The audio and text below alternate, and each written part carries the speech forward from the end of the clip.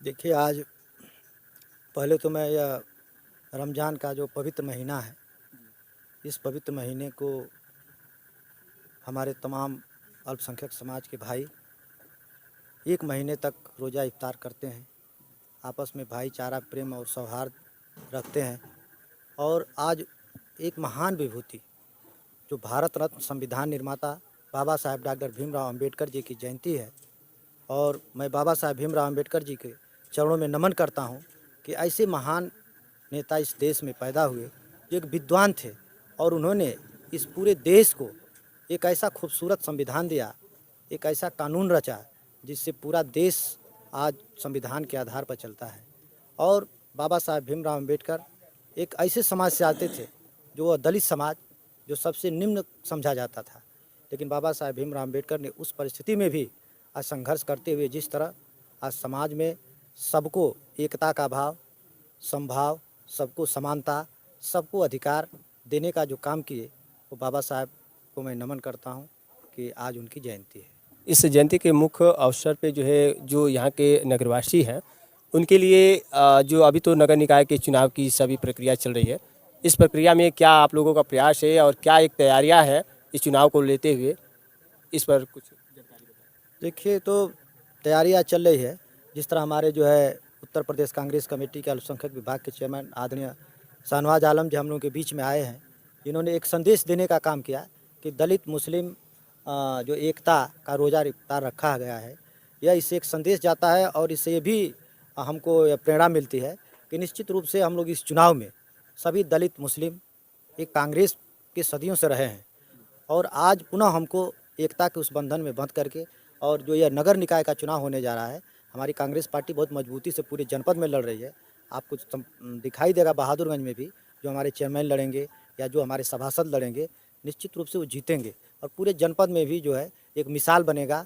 पूरे जनपद में चाहे वो कहीं का चुनाव हमारे दिलदार नगर का हो, चाहे हमारे जमानिया का हो, चाहे मोहम्मदाबाद का हो, गाजीपुर हो, सादात हो, जंगीपुर हो, चाहे सैदपुर हो, हम लोग मजबूती से चुनाव लड़ने जा रहे हैं। यानी कि हर तरफ जो है एक तैयारी उस तरह से की जा रही है जो उस नगर के लिए एक हर पार्टियों से जो दावेदारी निभाने के लायक है। हाँ, बिल्कुल, पूरी हमारी पार्टी मजबूती के साथ मैदान में उतर रही है और सबको शिकस्त देगी।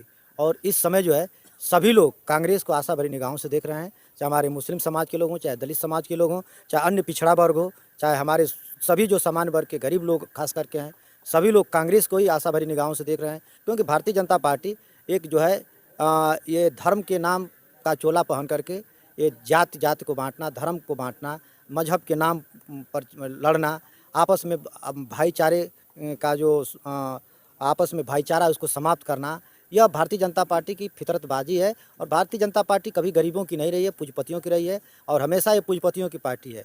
आज जिस तरह भारतीय जनता पार्टी जब उस समय हुआ करती थी संघ और आरएसएस, तो अंग्रेज के वो दलाल हुआ करते थे। आज ये लोग पूंजीपतियों के दलाल हैं, और पूंजीपति ही भारतीय जनता पार्टी को चला रही है।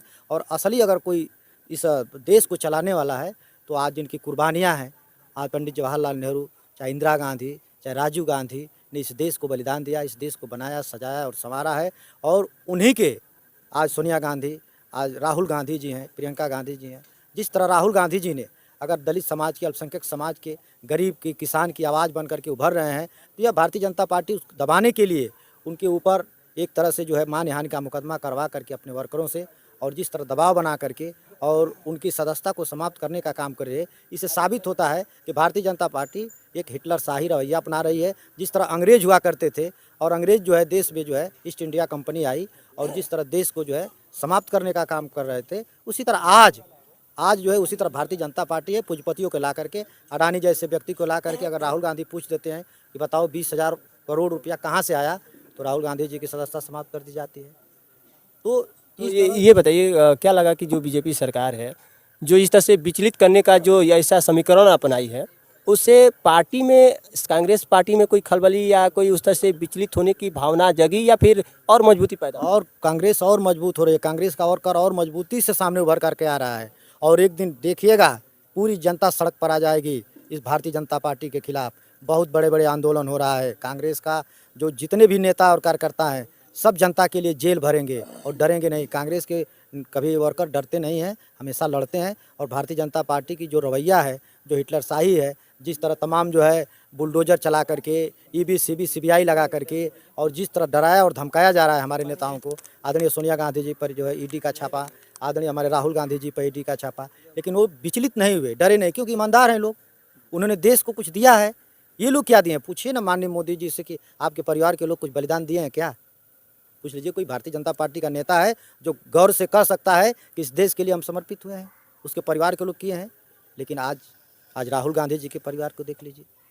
तो ये लोग वही हैं जो जिस तरह जो है उस समय अंग्रेज आए थे और आकर के लूट करके लोग चले गए, उसी तरह कुछ लोग हैं इनके साथ, कुछ लोग हैं जो वो पूंजीपति लोग हैं, वो पूंजीपतियों को बस इनकी मदद करना है। वही पूंजीपति पुनः जो है, जैसे मेहुल चौकसी भाग गया, नीरव मोदी भाग गया, तमाम लूट करके भाग गए, उसी तरह आज तमाम लोग अडानी और उनके तमाम मित्र हैं, वो भी जो है वही काम करना शुरू कर दिए हैं।